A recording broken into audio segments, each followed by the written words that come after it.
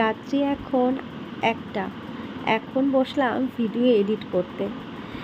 চারিদিক নিস্তব্ধ, শুধুমাত্র ফ্যানের হাওয়ার আওয়াজটাই হচ্ছে। কিছু করার নেই, এই সময়টা যদি আমি এডিট করে না রাখি তাহলে সারা দিন আমার যেন অনেকটা কাজের প্রেশার পড়ে যাবে। তাই জন্যে রাত জেগে আমাকে ভিডিও এডিট করতে হলেও করতে হবে, কারণ এটা আমার কাজ। এই কাজটা থেকে আমি কি করে ছুটি নিই বলো তো? আমি যে বড় ভালোবাসি এটাকে। হ্যালো এভরিওয়ান, কেমন আছো তোমরা সবাই? আশা করছি ভালো আছো। আমি রিয়াঙ্কা, নতুন একটা ব্লগে তোমাদের সবাইকে অনেক স্বাগত জানাচ্ছি। সকালবেলা ঘুম থেকে উঠেছি, তখন প্রায় 6:30 বাজে। ঘুম থেকে উঠে আমি ফ্রেশ হয়ে ছেলেকে আগে খাওয়ানো, ওকে ফ্রেশ করানো, সমস্ত কিছু করিয়ে দিয়ে একটু বাইরে বসেছিলাম। সকালবেলার ওয়েদারটা বাইরে বেশ ভালো লাগে। আসলে সকালে হালকা হালকা রোদ ওঠে, তো তখন ছেলেকে নিয়ে একটু বাইরে বসতে পারি বা একটু বাইরে একটু ঘুরতেও পারি, কারণ তারপর কিন্তু আমার সংসারের কাজকর্মে আমি তো ব্যস্ত হয়ে পড়ব। ছেলেকে হয়তো খেলনা দিয়ে বসিয়ে রাখতে হবে। চলো তোমাদের সাথে একটা কথা শেয়ার করি, ভীষণ পরিমাণে মনে পড়ে গেল এই কথাটা। একজন আছে জানো তো, না সে আমার এই ইউটিউব ব্লগিং বা ভিউয়ার্সদের মধ্যে নয়, আছে একজন, সে আমার যেন বলতে পারো শাশুড়ির মতো। যেমন কিছু শাশুড়িরা আছে বৌমার যেন কোনো ভালো দিকই তার নজরে পড়ে না, তেমনি সেই মানুষটা আমার যেন খুদ বার করতে থাকে প্রতিনিয়ত। আচ্ছা তোমরাই বলো তো, আমার এই ছোট্ট খুদে বাচ্চাটা একা হাতে সমস্ত কিছু কি করতে পারে? না ও কথা বলতে পারে এখনও, না ও এখনও হাঁটতে পারে। সবে তো ওর 10 মাস কমপ্লিট হয়েছে, কিন্তু এমনভাবে কথাগুলো প্রেজেন্ট করে না যে আমি মনে হয় আমার বাচ্চাটাকে সারাটা দিন ঘরের মধ্যে আটকে রাখি। সকালবেলা ঘুম থেকে উঠে খাইয়ে একটু বাইরে বার করি অবশ্য, তখন তো রোদের তাপটা একদমই হালকা থাকে।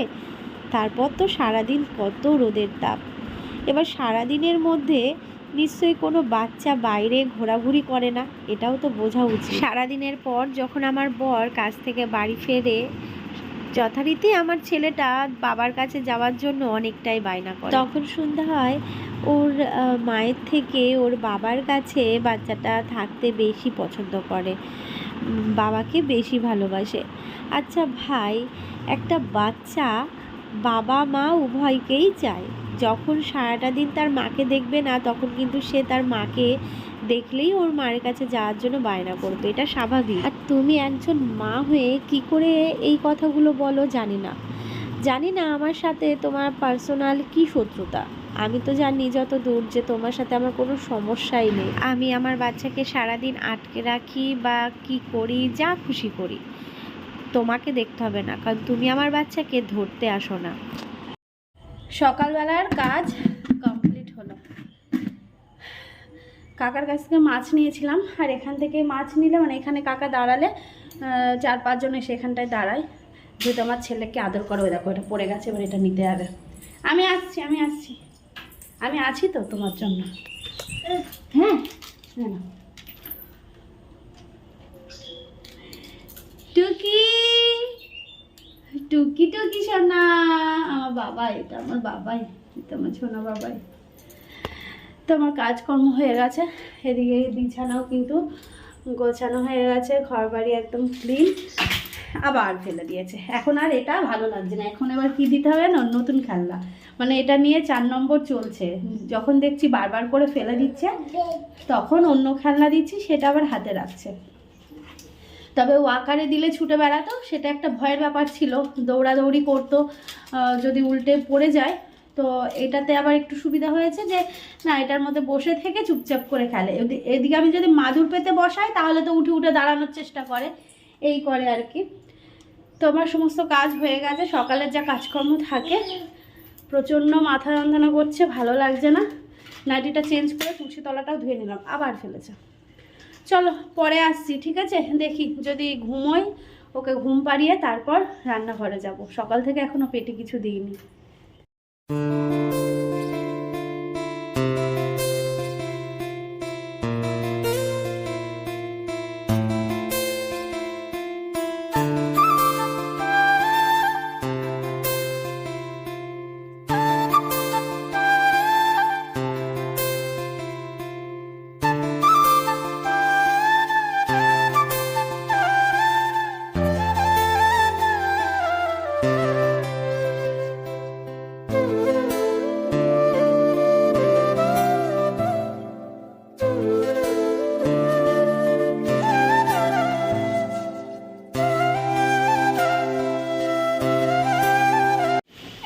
ঘন্টার মধ্যে যত দূর হয় তত দূর তো এগিয়ে নিলাম কাজ। ছেলে 1 ঘন্টা মতন ঘুমিয়েছিল। এদিকে পুঁই শাকের তরকারিটা বসেছি, এদিকে মাছের ঝোলটা ফুটছে, ভাত অলরেডি হয়ে গেছে। ঢাকনাটা একটুখানি ইয়ে করে রেখেছিলাম যাতে ভাতটা নরম না হয়। তো চলো এটা এবার ঢেকে দিই, পরে চিংড়ি মাছটা দেবো। ওই যে ছেলে ওখানে রয়েছে, এখন আর ওখানে দাঁড়িয়ে থাকতে হবে না। এখন ছেলেকে নিয়ে একটুখানি সাইকেল চলা এই বারান্দাটার মধ্যে, তাই না বাবা?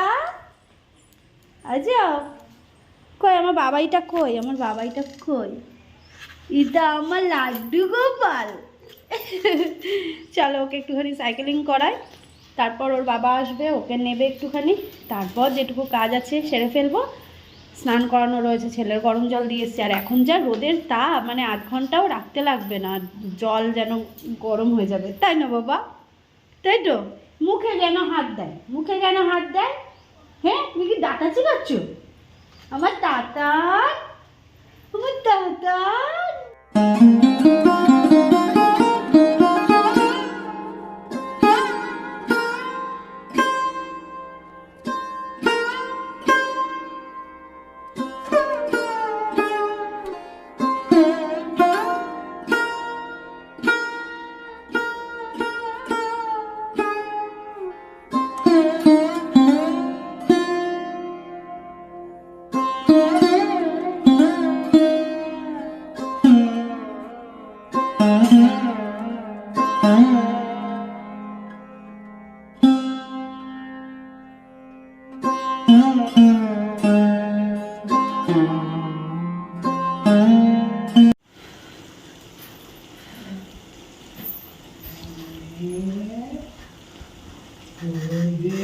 লজ্জা পেয়ে গেছে, লজ্জা পেয়ে গেছে।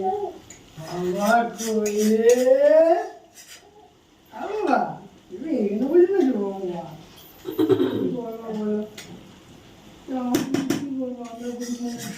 আমাদের বাবাও কাজ বলে বাবার কাছে তাহলে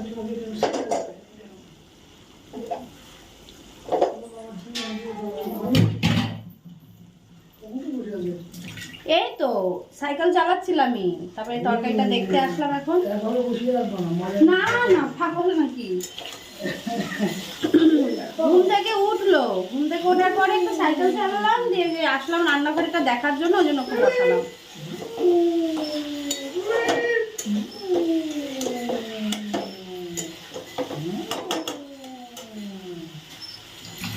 রান্না কিন্তু একদম শেষের দিকে। বাসনগুলো ঝুড়িতে মেজে রেখেছিলাম, সেইগুলোকে বড় ঝুড়ির মধ্যে রেখে দিলাম। আমার যে সারাদিনে কতগুলো ঝুড়ির মধ্যে বাসনগুলো রাখতে হয়, আবার উপর দিতে হয়, কি বলবো। মানে যখন দেখি অল্প বাসন ছোট ঝুড়ির মধ্যে উপর দিই, যখন দেখি একটু বেশি বাসন তখন বড় ঝুড়ির মধ্যে দিই। তারপর জল ঝরে গেলে তখন নিচে যে বড় ঝুড়িটা রয়েছে সেটার মধ্যে রেখে দিই আর কি। এদিকে কোটো কাটি সমস্ত কিছু গুছিয়ে রাখছি, যেহেতু রান্নাবান্না একদম কমপ্লিট। শুধু পুঁই শাকের চচ্চড়িটা একটুখানি জলটা শুকিয়ে আসলেই নামিয়ে নেব। একটু কিন্তু জল দিতে হয়নি, বেশ দারুণ হয়েছে। আর আজকে আমার বর আবার প্রশংসাও করছে।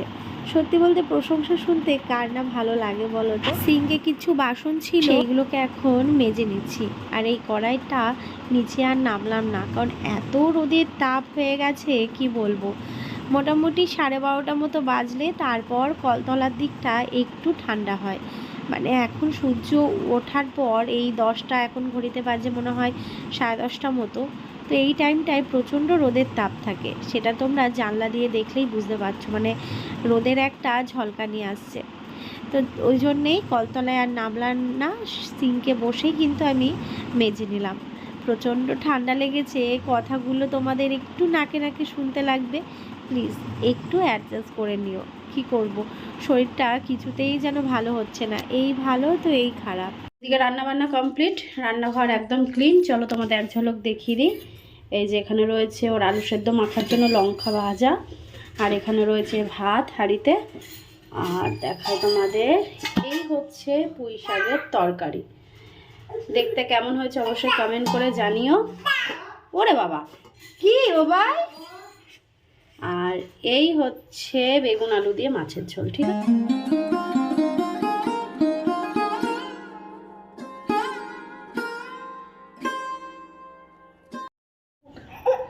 কালকের পর থেকে একটু ঘ্যান ঘ্যান করছে আর কি। সত্যি তো তবে ঠান্ডাটা যে পুরো ক্লিয়ার হচ্ছে না, হচ্ছে আবার আসছে আবার হচ্ছে, এরকম হচ্ছে। এটা যাবে না তো, এইটাই তো সমস্যা। আসো যাবে না আবার খিনখিন করবে। এই তো যাবে না মানে আচ্ছা এই তো যাবে না। আমি করে দিলাম। টাটা বাবা। টাটা। টাটা দিয়ে দাও, টাটা দিয়ে দাও, টাটা দিয়ে দাও, দাও টাটা দাও। যাবে না বাবা, কাজে যাবে না।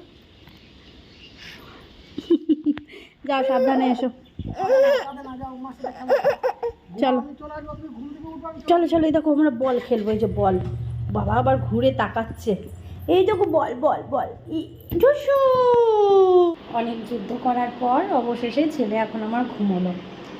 ও চলে গেল কাজে, তারপর আমার সাথে কিছুক্ষণ খেললো, তারপর হচ্ছে পটি করলো, টয়লেট করলো, তারপর বেড ফিট করে এই যে এখন ঘুম দিচ্ছে। শরীরটা ভালো লাগছে না, আমার সমস্ত কাজ কমপ্লিট। এখন গিয়ে ওর পাশে শুয়ে পড়বো, প্রচণ্ড কাশি হচ্ছে। চলো পরে আসছি তাহলে, বিকেলবেলা দেখা হবে। এই যে বিকেল হয়েছে, এখন স্যার সাইকেল নিয়ে বেরোচ্ছে, তাই তো। আর আমার হাতে কি, এই যে পাখা, তাই না বাবা? আমার বাবাটা গরম লেগে যাবে না, ওর জন্য পাখাটা নিয়ে আসলাম। দরজাটা দিয়ে দিই।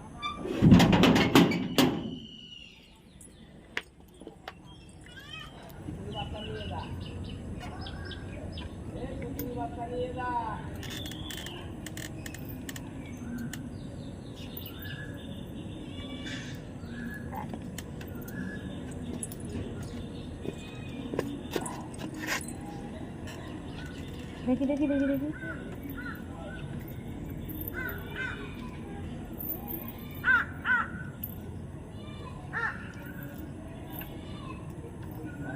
আচ্ছা। খুব একটা আমাদের এসি চালানো হয় না, কিন্তু আজকে সন্ধেবেলায় এত গরম লাগছে, ছেলেকে কতবার আমি ঘুম পাড়ানোর চেষ্টা করলাম, ব্যর্থ হলাম। তো অবশেষে ওর বাবা আসলো, এখন ওর কাছে দিয়েছি। আর এসিটাও চালানো হয়েছে, কারণ এত গরম লাগছে। তো অসুবিধা নেই, ওর হচ্ছে ফুল স্লিপ পরিয়ে দিয়েছি। আর ঠান্ডা হলে একটুখানি ঘুমোবে, নাহলে প্রচণ্ড গরম লাগছে, প্রচণ্ড। তো আজকে আমি বিকেলবেলায় ছেলেকে নিয়ে একটুখানি বাইরে বেরিয়েছিলাম, তারপর বাড়িতে এসে ছেলেকে খাওয়ালাম, ছেলের সাথেই ছিলাম, সময় কাটানো।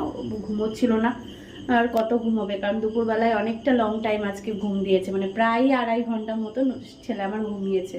তো মা আসলো, মাকে একটু চা করে দিলাম সন্ধেবেলায়, আমি একটু চা খেলাম। তো মায়ের দেখো টিপ উঠে যাচ্ছিল। তো এখন হচ্ছে রান্নাঘরে চলে এসেছি, রান্না করব। মটর ভিজিয়েছিলাম আজকে দুপুরবেলা, তো ঘুগনি করব। এই যে মা সমস্ত কিছু কেটে তারপরে ময়দা মেখে দিয়ে বৌদির বাড়িতে গেল।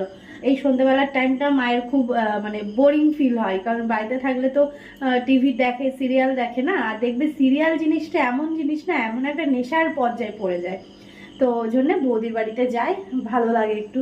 আর আমি এই সময়টা, ও থাকে তো, ছেলেকে ধরে বা ছেলে ঘুমোয়, আমি করে নিতে পারি, অসুবিধা হয় না। কি বলতো, আমার না মানে সকালের দিকটাতে চাপ পড়ে যায় বেশি। মানে চাপ বলতে কি, ছেলে 6:30, মানে আগে হতো 7টা 7:30, এখন হচ্ছে 6:30, 6:10-15 এরকম সময় ছেলে আবার ঘুম থেকে উঠে পড়ছে। তো যথারীতি ওকে নিয়ে আমাকে থাকতে হচ্ছে। তো ওই টাইমটা মা ধরে বসে থাকলে আমি এদিকে কাজকর্মগুলো সেরে নিতে পারি। তো এটাই হয়, এই জন্য মা বসে থাকে ওকে ধরে, আর আমি কাজকর্মগুলো করি। তারপর রান্না বান্না থাকে, ওর টাইমে খেতে দেওয়া থাকে, যেহেতু আমাকে 10:30টার মধ্যে রান্নাটা কমপ্লিট করতে হয়। আবার ছেলেকে টাইমে টাইমে খাওয়ানো, ওর স্নানের জল রোদে দেওয়া, এই সমস্ত আর কি। মানে মোট কথা সকালবেলার টাইমটা আমার খুব চাপের চলে যায়। সারাদিন আমার অতটা ইয়ে থাকে না, যেমন ও কাজে চলে যাওয়ার পর থেকে ছেলেকে নিয়ে ছিলাম, ছেলের সাথে ঘুমালাম। আজকে আমিও অনেকটা টাইম ঘুমিয়েছি, মানে ফ্রেশ লাগছে, বেশ ভালো লাগছে। যাক, এত কথা বলে লাভ নেই। এখন হচ্ছে রান্না বসাবো, 3 দিকে বসিয়ে দেবো। 3 দিক না, 2 দিকেই বসাবো, কারণ লুচিটা লাস্টে করব তো।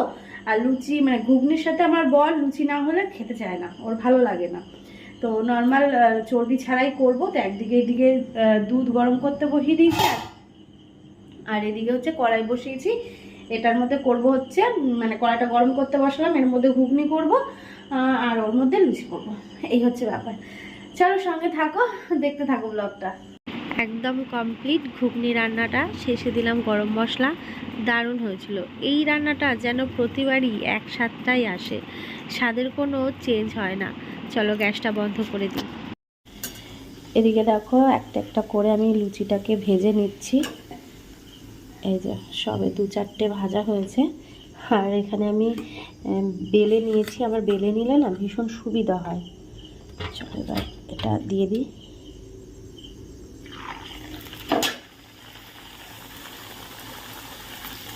আর হালকাই ভাজি, কারণ বেশি লাল লাল ভাজা ভালো লাগে না, আবার খুব বেশি সাদা ভাজা সেটাও ভালো লাগে না।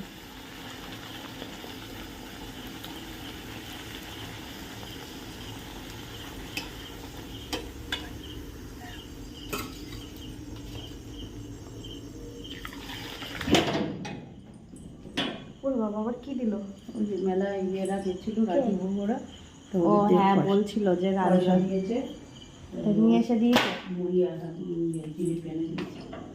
খালি বাটি সেদিনকে ভাজা পাঠালো না, হ্যাঁ, ওই বাটিটা সেদিনকে ভাজা দিয়েছে। কি ভাজা? ওই যে বিষ্ণুর জন্য ভাজা দিয়ে দিল না, ওই বাটিটাই দিয়েছিল, কি জানি, দেখি দেখতে হবে। কারেন্ট চলে গেল, হ্যাঁ। নাকি ঝড় উঠবে মনে হয়। খেতে দিত মামা? হয়ে গেছে, হ্যাঁ। তো এই হচ্ছে আমাদের আজকে রাতের খাবার, ঘুগনি, সাথে রয়েছে লুচি, আর এখানে বৌদি দিল জিলাপি।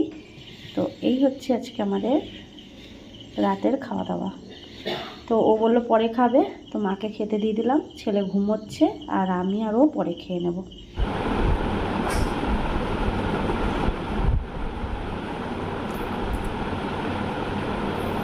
বাবা ঢেক তোলো, বাবাই বাবা ঢেক তোলো, সোনা। ছেলেকে খাওয়ালাম, আমাদের খাওয়া দাওয়া হয়ে গেছে, আর ওর বাবা শুয়ে পড়েছে, ঠান্ডা লেগেছে একটু। ও বাবা রে, ওলা বাবা রে, তাকাতে পারছে না, পাপা আমার ঘুমিয়ে ঘুমিয়ে খেয়েছে। হ্যাঁ, ঢেক তোলো, ঢেক তোলো, ঢেকটা না তুললে তো শোয়াতে পারছি না বাবাই। হ্যাঁ তুলেছে, তুলেছে আমার সোনা বাবাটা, আমার সোনা বাবাটা ঢেকু তুলে দিয়েছে। আমার বাবাটা ঘুমু দেবে, ঘুমু দেবে, তাই না বাবা? সুন্দর সুন্দর স্বপ্ন দেখবা, ঠিক আছে? সুন্দর সুন্দর স্বপ্ন দেখবা। আর আমি এখন বাইরে লাইট অফ করা রয়েছে, মাও ঘুমিয়ে পড়েছে, বাইরে লাইট অফ করব, এডিট করা রয়েছে। আমারও ঠান্ডা লেগে রয়েছে, ঠান্ডাটা এখনও কমেনি। ওর আবার আজকে দেখি ঠান্ডা লাগলো, আসলে কাজ থেকে এসে গা ধুয়েছে, তারপর ওই যে এসি চলেছে সন্ধ্যেবেলা, এসির মধ্যে বসেছিল, ওই জন্য ঠান্ডাটা লেগে গেছে। তবে এসিটা কিছুক্ষণ চালানো হচ্ছিল ঘরটাকে জাস্ট ঠান্ডা করার জন্য, তো তারপর বন্ধ করে দেওয়া হয়েছে। তো চলো, সবাইকে জানাই শুভরাত্রি। আজকে ব্লগটা এখানে শেষ করছি। কেমন? আগামীকাল শুক্রবার নতুন একটা ব্লগের সাথে দেখা হবে। ততক্ষণ সবাই ভালো থেকো, সুস্থ থেকো, আর আমাদের পাশে থেকো। চলো টাটা।